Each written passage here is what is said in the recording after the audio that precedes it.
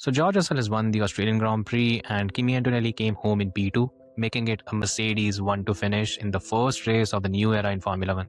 So in this review, first of all, we'll take a look at some of the key topics. We'll first talk about, well, the racing. That has been a major discussion. Then we'll go through the teams one by one. We'll see what worked, what didn't. And then finally, I'll just take a look at what seems like the pecking order after the race in Australia. So let's get to it. But before we do, if you're new to the channel, hit subscribe. If you've been here, been a subscriber, first of all, please drop your comment and tell me what's your view of the kind of racing that we saw on Sunday. Also, just smash that like button for me. So let's begin. So first of all, let's talk about the racing because that has been one of the dividing questions. Essentially, what we saw in the Australian Grand Prix was a different kind of racing. We saw a lot of overtakes in the first stint until the virtual safety car came and Russell and Kimi Antonelli pitted. Even during the rest of the segments, we saw quite a few overtakes. And the overtakes, they were not your traditional overtakes. They weren't something that were primarily because of, let's say, due to DRS or a tire advantage or a driver making a late braking lunge. None of that was the case. It was essentially a case of one driver conserving enough power in his battery and then making use of it on the next straight or on the next shorter segment. That was how ultimately the overtakes were done. Now, again, this has divided opinion. There are many that are happy with the number of overtakes and call it brilliant in terms of entertainment. Then there are others, the purists, and I think I belong in that segment as well, who look at the action that we saw and call it a bit artificial because these weren't overtakes that were put together through driver skill. Now, again, when I'm talking about driver skill, there are many that would argue that power management is also driver skill. I tend to not be in that camp. Again, you have to manage different parts of the car, understandable, but when power management becomes such a significant and predominant part of your overall performance, it's something that concerns me. The reason being, there are other key factors that these drivers, the elites of the world, they are unable to use. They cannot push the car to the limits in the fast speed section. There are the slow speed sections where they have to be very careful in terms of how much power output they'll have. And then the late braking maneuvers, that is out of the window. So you add all these things up, it makes you question that maybe the regulations are not the best. And this is the same thing that Max Verstappen has said. Carlos Sainz has come out and said the same thing. Lando Norris has been vocal now. You've had Esteban Ocon come out and say the same thing. Ollie Bearman has said the same thing. Fernando Alonso has said the same thing. Of course, there's Lewis Hamilton on the other side. He's happy with the new car because, let's be honest, he feels a bit more comfortable in it, in Ferrari, compared to how he was with the ground effect. And then there's George Russell and Kimi Antonelli. Well, they have the fastest car, so obviously they are not too unhappy with how things are right now. So yes, to sum up my mini rant, I think if you want my verdict on the whole thing, okay, what's going to happen is the overtakes and everything, it is going to be divided into two parts. There's going to be your hardcore fans who are essentially invested in the nitty-gritties of the sport, and they are not going to be happy with the direction the sport has taken because these overtakes are not skill-based overtakes. On the other hand, you'll have the casual fans who are looking at Formula 1 as a source of entertainment and multiple changes of position is a source of entertainment, and they'll be probably happy with how things are going and who are not really invested in going into the nitty-gritties of the sport. So yeah, these are the two camps. Will we see changes being made by F1 and the FIA? I think if the initial indication is something to go by, then the answer is yes, there are going to be some changes that will be made, but I will not hold my breath. It's Formula 1, and secondly, the room for maneuver, it's not extensive. So yeah, we'll see what happens ultimately because the current stage when it comes to these regulations, it's not good. The qualifying was depressive. Watching George Russell, who was the pole sitter on Saturday, have a lap where on the straights he was lifting almost 400-500 meters before the braking point, that is not Formula 1 in any which way. You've killed one of the basic aspects, which was the late braking element, and I'm not entirely sure drivers and even the hardcore fans are going to be too happy with it. But yeah, we'll see what happens. Now moving on to the race, because at the end of the day, we still have a championship to talk about, and there are a lot of things that are worth talking about right now. So in this segment, what I'll do is I'll go through each team one by one. We'll talk about what worked, what didn't during the race weekend, and their general prospect for the upcoming races. So we'll go through the Constructor Championship standings of last season, and let's begin with McLaren. Now, if we talk about McLaren, Oscar Piastri had a disastrous race. I mean, he didn't even have a race. It ended much early. I think it was an eye-opener. The problem that McLaren faces right now is, as a customer team, it doesn't have the same understanding of the power unit that Mercedes does. And you can look at the traces, it's obvious. It's as clear as day that the reason why McLaren is where it is when it comes to its deficit, primarily it's the power unit. Secondary is the fact that this is an old car from McLaren. The car that McLaren launched in Barcelona is the same car that they've carried over for now. As Rob Marshall, he specifically said during the launch that there's going to be a focus from McLaren where they will take a look at where each car stands in Melbourne, and then they start making development to the car. Again, this is a different approach, but this is also an approach that you can say the reigning world champions have made it work in the past. So yeah, we'll see where it ultimately goes. For the Australian Grand Prix, Lando Norris earlier in the race weekend, he looked a bit off. He didn't really have the measure of Oscar throughout the race weekend, and he also didn't have the mileage, which also played a role. But during the race, once Oscar was out, Lando did what he had to with that car. He finished 5th in the race and he held off Max. Talking about the championship aspects, I think we cannot write off McLaren for now. There is still a lot of work that needs to be done from McLaren, but they also have a wider scope. Compared to other teams, McLaren, it hasn't really gone through its development cycle yet.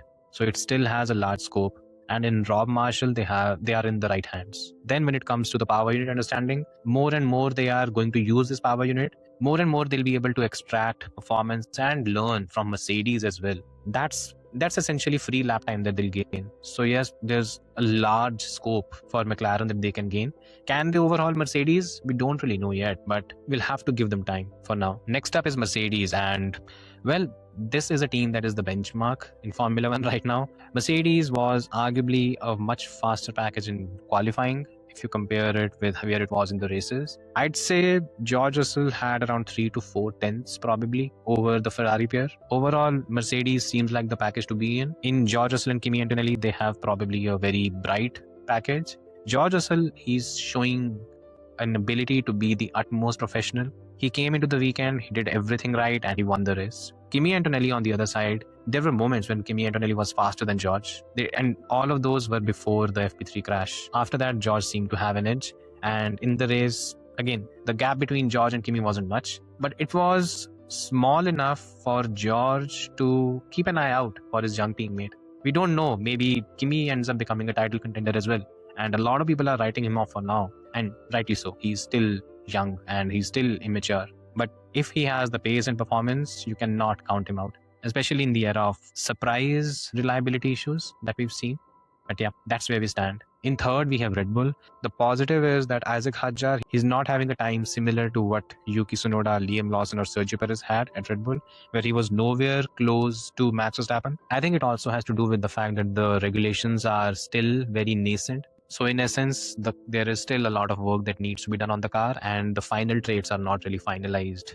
So Isaac Hadjar, he had pace. The reliability is going to be a concern for them because the power unit is gone. It shouldn't be happening in the very first race. But again, new regulations, such things happen, especially if you are building a power unit for the very first time. Max, on his part, he sounded depressed after Saturday.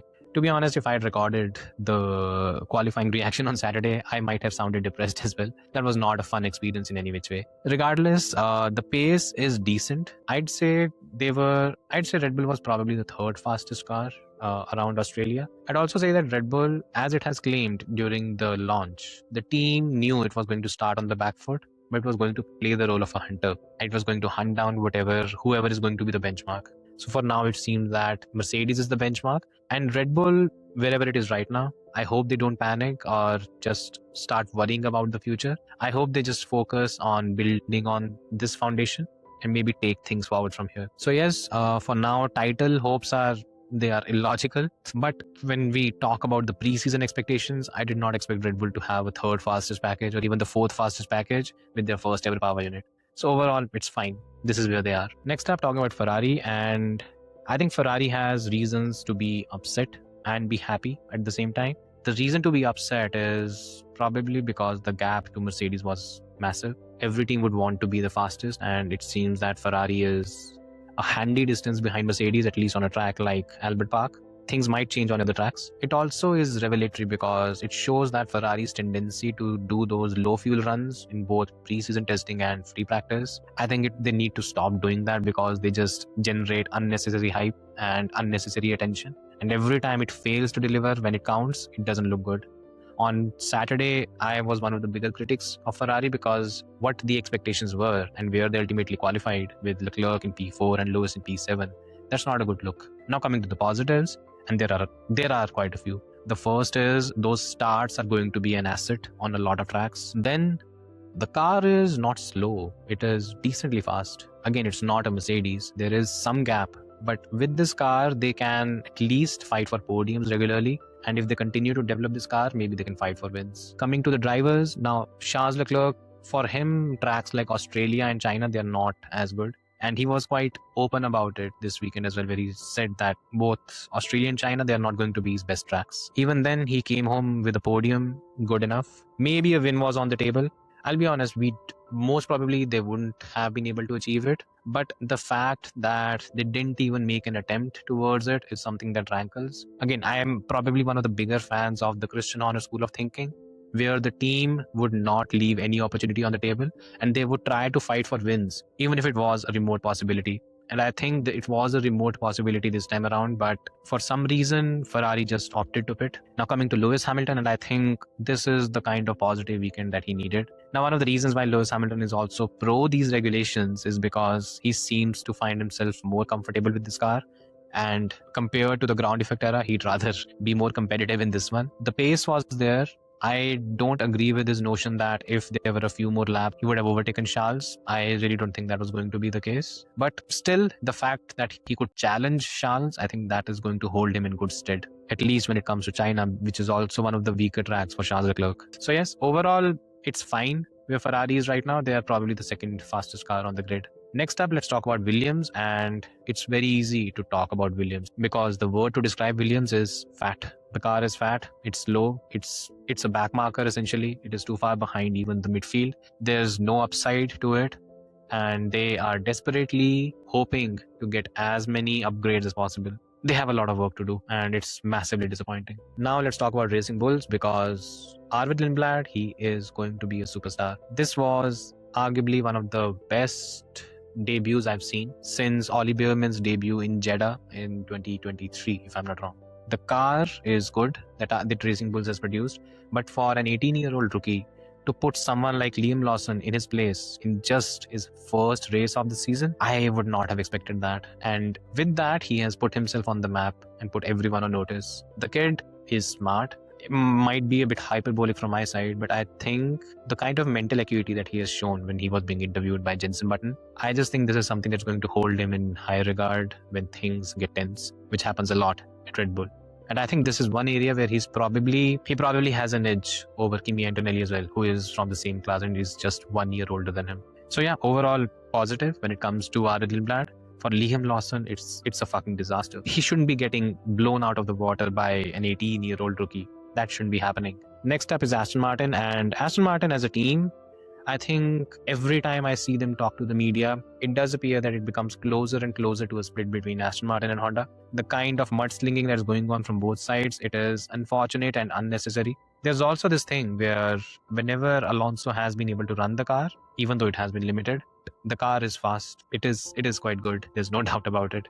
And it is being hindered by the power unit. At the same time, however, the fault when it comes to the power unit, it does not fall entirely on Honda. As Honda revealed last week when they did a press conference, that late into the project, Jinui came in and had a few specific demands when it came to the power unit. Now, while Honda was able to comply to them, it led to significant delays, and that's why the delivery is late, and that's why the product is where it is right now. At the end of the day, if we talk about the race weekend, it was disaster. I don't think there's any other way to put it. I think the first 6-7 races, they're going to be something similar. It's only going to be later in the season where if the partnership and the patience sticks around, we might see progress and we might see Fernando Alonso do things that he does. Next up, let's talk about Haas. Again, Haas seems to be the class of the midfield for now.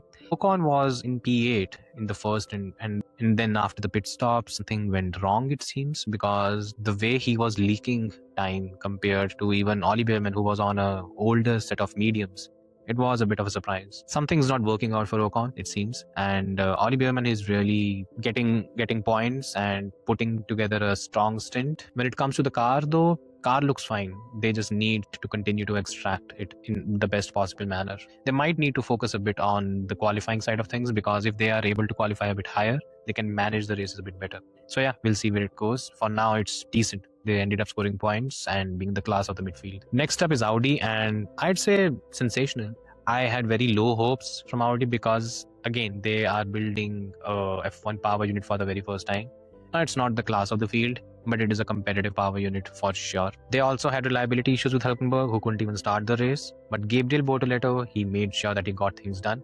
And ultimately, getting points in your very first race as a constructor, it's a good thing. It's a positive start for Audi, and now it's all about building from where they are. So yeah, we'll see where it goes. Next up, it's Alpine, and Alpine had a bit of a disaster with Franco Colapinto. Something went wrong operationally, and he couldn't really do much in the race. Pierre Gasly ended up scoring a point, and again, the car is somehow not as impressive as it was in Bahrain. Maybe it has to do with the track. But yes, he was still able to score a point, so that's the positive side at least. And yeah, they are in the mix for now, and yeah, they hopefully Colapinto catches up with Gasly and both of them start contributing. Cadillac, and it's fine. It's the first race of the season. The car is too far off the pace. It's expected to be too far off the pace. Sergio Perez was the benchmark out of the two.